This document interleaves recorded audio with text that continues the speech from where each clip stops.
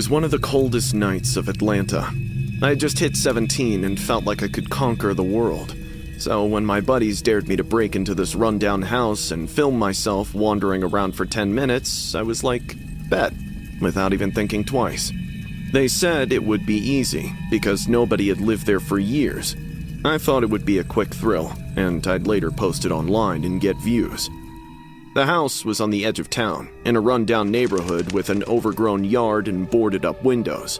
It looked properly abandoned, like nobody had been there in years.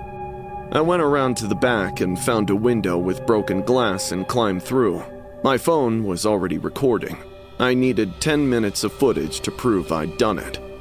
The moment I stepped inside, I regretted it. The kitchen was disgusting, with rotten food on the counters and plates covered in mold. Cockroaches were crawling on every surface. The smell was so awful I nearly threw up. It felt like something had died in there, but I'd already started and had to finish the challenge. I moved through the kitchen into a hallway and found a downstairs bedroom. There was a stained mattress on the floor, with needles scattered around it and empty bottles. Peering at them, I realized it wasn't an abandoned place, but a neglected house, and someone could actually be living there. I should have left right then. I knew I was intruding, but I was already 5 minutes in and needed 5 more for the challenge. I kept filming and walking through more rooms. Everything was filthy with trash everywhere, and water damage on the walls and mold growing in the corners. I made my way up the stairs as they creaked like crazy under me, almost giving way. Once I got to the top, there was a hallway with 3 closed doors. I walked toward the last one, probably the master bedroom. All of a sudden, I heard a woman screaming, totally pissed off from inside the room. You ruined my submission! That was for the design competition! I told you 100 times not to touch my desk while I was out! Oh, come on! It was just a little spilled coffee, and I tried to wipe it. Stop being so dramatic. A man's voice roared back, laced with aggression. You always gotta make a big deal out of everything. It's not like I did it on purpose.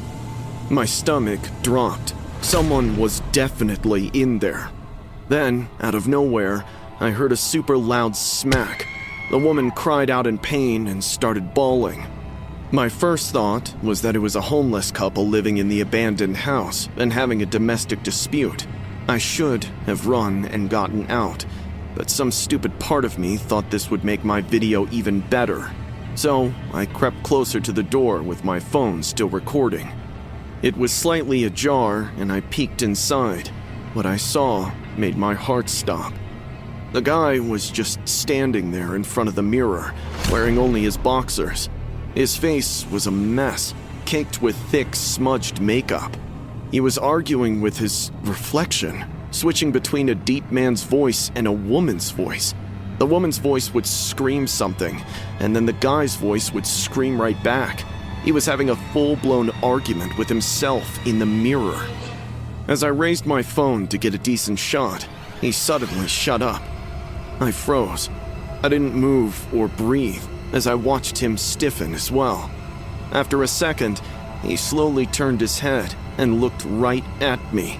Our eyes locked. For a split second, neither of us moved. Then, he opened his mouth and let out this horrible animal howl. He started laughing like a maniac while pulling out his own hair and hitting himself in the face over and over.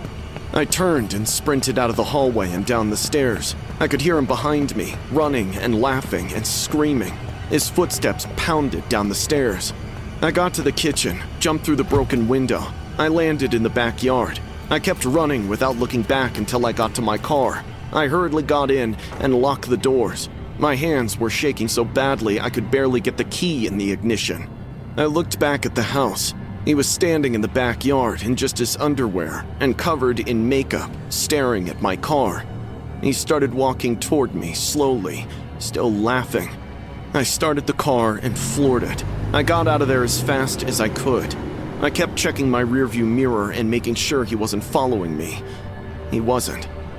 I went straight home and locked myself in my room. My friends were texting me, asking me for the video. I sent it to them. They watched it, and nobody believed it was real.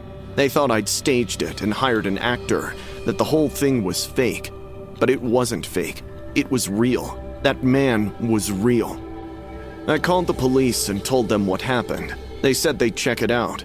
They went to the house and said it was empty. But I have the video. I watched it 100 times. You can see him clearly, hear him talking to himself, and hear that howl. Winter break's over. School's back on. But I'm driving a whole different way, making sure I don't go anywhere near that house. I even nuked all my social media and quit doing all those dumb challenges, because I can't stop thinking about the whole thing. And I keep wondering what would have happened if I'd been slower, and if he'd caught me before I got out that window. What would he have done? I'm super glad. I'll never know.